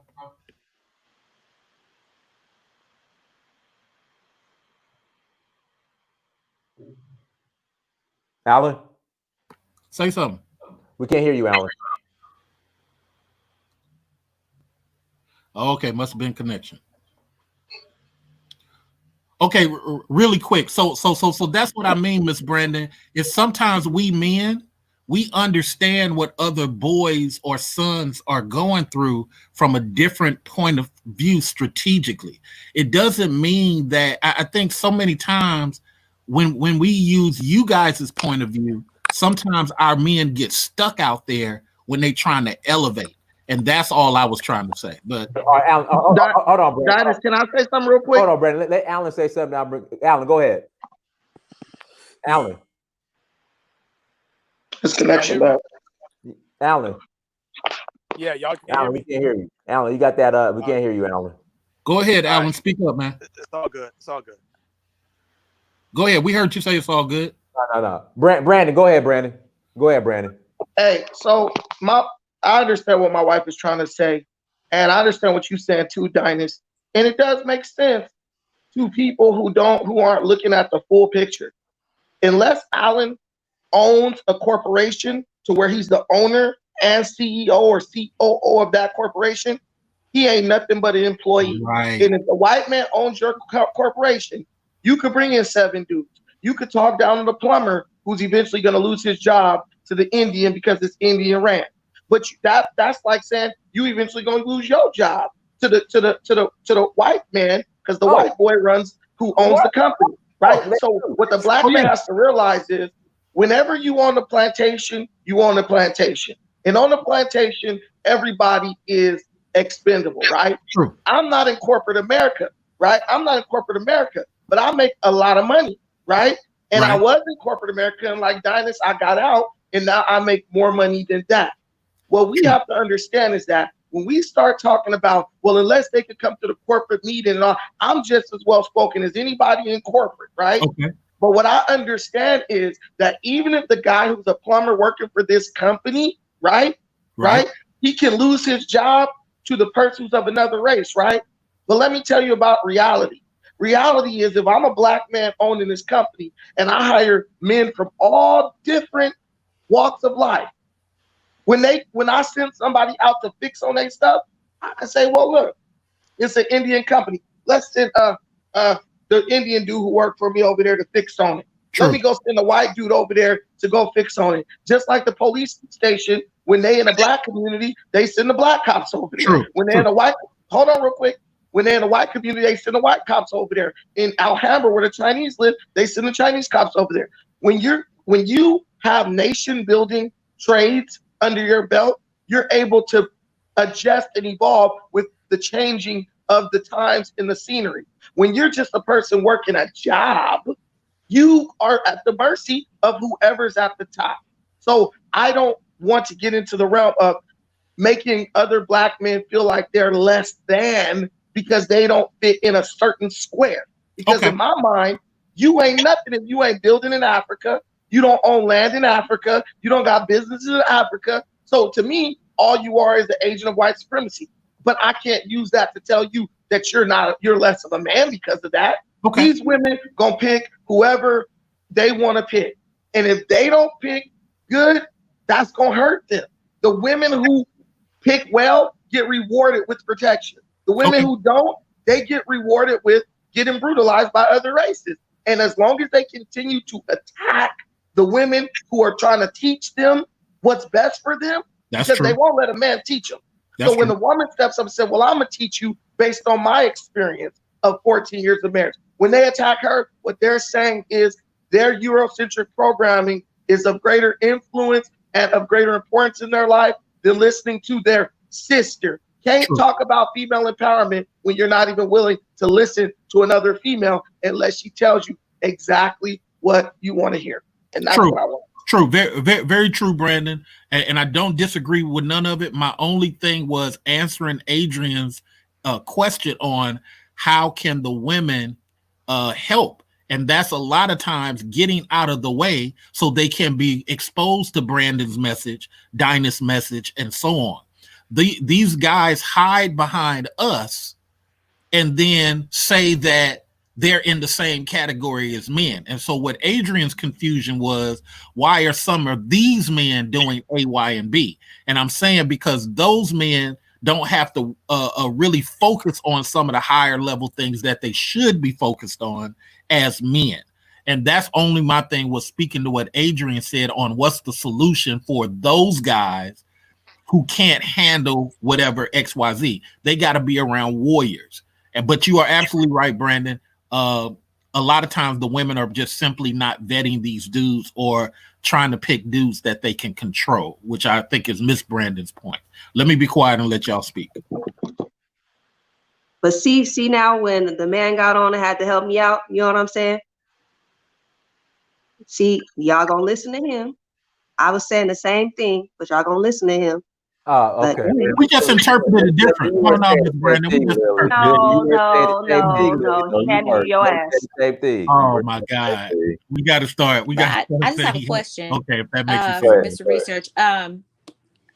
So I wasn't confused. What I was saying is that I'm concerned about what this man's, whomever he may be, profession has to do with the way he treats Black women. Again, the topic is about why we don't feel protected. So it doesn't matter to me what his profession is. When I was giving examples, I was specifically saying that even men who are in some of the highest paying profession, most kind of well-respected, I guess you could say, professions, still end up in a situation where the Black women in their lives can get harmed. So regardless of what he does for a living in whatever industry he's in, I'm just trying to figure out how we can get to a point where, and I believe Brandon talked about, and I know Lily spoke about it too, about us choosing better.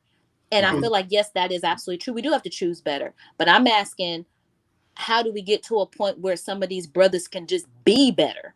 Before it gets to whether or not I shouldn't, because he specifically made a point about us getting rewarded with something.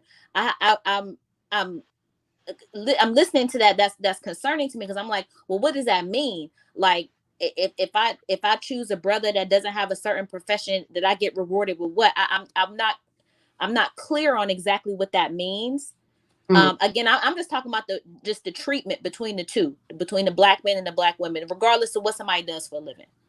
Well, for me, because I counsel dudes personally, I kind of have always seen it to where a lot of dudes are able to protect better, are able to make better decisions when they're in normal decision-making business scenarios.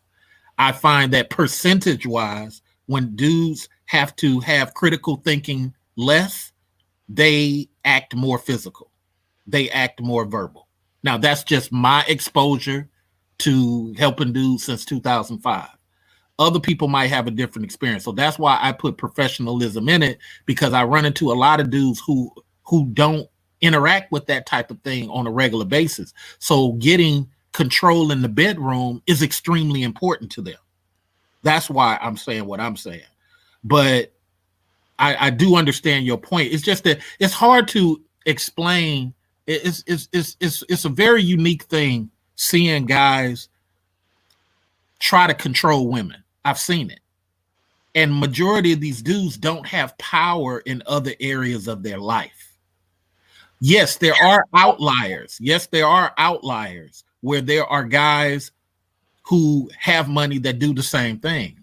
But I'm talking about America. Here in America, I don't see, I see a lot of these dudes who their main issues with women is they're falling into that scenario of where they're not advancing in their life. And that's where majority of their situation comes from. That's my personal counseling experience. But let me be quiet. You guys go ahead. All right, we'll do one more round and we'll go ahead and close out. So we'll start with Xfinity. Who are you? Who's Affinity? Who are you? Oh, how are you? I'm I'm a YouTuber and I just watch your channel. I enjoy watching your channel. I think you've come on your channel before. I'm an engineer, and okay. What do you want? What do you, real quick? What do you want to add? yeah, I wanted to add that there's a little bit of an overlap because some of the stuff that they're talking about as a fault of a black man is basically a human thing, not just only a black man, like, you know, some men beating some women up. This happens in all the races. The Indians are known for raping their women and all that stuff. So there are certain, that's why I like what Brandon, the lady, was saying, because there is some aspect of thinking that, okay, black men are bad and this and that. But if you look at it historically, these times are some of the first times the black race has ever been subjugated in history. So black men have done well. Yeah, we have suffered a setback and we are contending with a lot. And I think when Brandon says some of the things she says, that's why I resonate with what she says, because somehow we seem to have forgotten, we have lost perspective here. And things are looking in the right direction too. So, okay, black men are targeted, they are weakened. True, you can see why women will feel like they are not being protected. It's natural to feel that way because it's just a fact. And we shouldn't take it personally. We should see these things in perspective, that these things will settle themselves again when the black man regains his own strength. It's that simple. Okay, we appreciate it, brother. Thank you, brother. Are you in Edo State? No, I'm in the UK right now, but I'm from Nigeria. Yeah, you from Edo? You from Benin? Oh no, I'm Delta State. From Delta State. Okay. Yeah. Okay. All right, brother. We appreciate you coming on. Thank you. All right, let me jump in and say one other thing. I think we're forgetting that a lot of us as black guys, okay, because Mr. Brandon made a good point about we're all on the plantation. A lot of us as black guys, we don't feel empowered, many of us, okay, outside of the bedroom, which is why so many dudes talk about dating constantly. So when it comes to protection, which is the topic, a lot of dudes can't get their mind wrapped around that because they're in this selfish state of all I really care about is dating and sexuality. Even when I talk to them. So I understand people want us as dudes to blindly protect, but it's at the point where we don't have grandpa to tell us that no more because he's been dehumanized. We don't have the older guys telling us that no more because we don't have traditions. So when we say, why are they not blindly protecting? Okay, I'm going to blindly protect somebody who's disrespecting me and calling me dogs. And you see what I'm saying? And my cure is that it needs to be an economic professionalism that cures them of that. That's my cure. Because what I realized for myself and other people that I have helped, once I start getting them empowered in their life, then yeah, they can protect. Then yeah, they feel like, oh yeah, that's messed up. What happened? That ain't right. But when some of these dudes are no power inside and the only claim to fame they got is dating and bedroom, I don't know how you can ask them to be protectors all of a sudden, because they're going to ask you, Adrian, what am I getting in return? And then Adrian, we'll start with you, and you can close out, respond, and close out. Then we'll go to Ms. Brandon and you, Kayi, and then we'll finish. Sure. I just wanted to say, and as people in the chat asked about my husband, I would not have married the brother if I didn't believe in his leadership abilities. I absolutely love all of his blackness, the kingship in him, and everything that we are building together. I hope that more of my sisters can find what we have. And I just, like I said, we love y'all. We want to be with you all. We do. I don't know anybody who wakes up, this whole thing about the zaddy thing and the swirling or whatever. That's fine. You fall in love with whoever. But at the heart of it, most black women that I know want to be with, marry, love, and raise children with a black man. We love y'all. We just all I'm asking is that, and what a lot of us are asking is that you love us in return. And I just hope that your version of manhood is not predicated on your ability to control us. I heard Mr. Researcher talk a lot about control, being able to control women. That's exactly what we're talking about. I feel unprotected, with this whole idea that you have to control me, love me, be there for me. Just like we're going to show up for y'all every day and twice on Sunday. We always have. We always have. We just asking for that same thing in return. So like I said, we love you. I like I said, I hope, and to the sister Lily's point, that more Black women are able to have what we have, long relationships, marriages with strong Black men, holding it down, raising Black families. Because I know for a fact, when my friends and I talk, that's what we want. But and to close out the topic, Dinah's specific question was about why we don't feel protected. So I'm just hoping that brothers can have whatever conversations needed to be had as men about getting to the point where Black women can stop using that. We can stop saying that. We would love nothing more than to be able to stop saying that, because we want a life with you all. Okay. All right, Adrian, we appreciate you coming on, sister. Thank you. Thank you so much. I gotta go cook my man dinner. I love y'all. Save me some. Thanks so much, Adrian. All right, Pete. All right, go ahead, Lily. All right. It's my turn. No. Okay, so I want to say 2 points. As a Black woman, if we cannot respect the authority of a Black man, we can't expect for him to protect us or care to protect us. Okay? So we need to learn to be respectful. And then secondly, I want to say we need to teach and let the media do their job of tearing down. That's not our job. We need to stay focused and mind our own business and love one another. So yeah, Lily, don't forget to still put your email in the chat. So same with Adrian, because this type of topics, we want to cover this to learn, like I mentioned in the beginning. So anyone out there that is willing, and able, have any sort of expertise when it comes to counseling and all that, we want to have you all on board, because personally, me, I don't like talking for a long period of time and no action. So we need your help. Just get in contact with Dinah's, and let's come together and see what we can do in our individual corner, and kind of pull up, a group or whatever we need to do, and start having those conversations. Like I think Adrian said the same thing, and the solution. That is the same thing I suggested earlier, and it goes back to what Lily also is saying. Let the women work with the young girls and the other women, and then let the men do the same.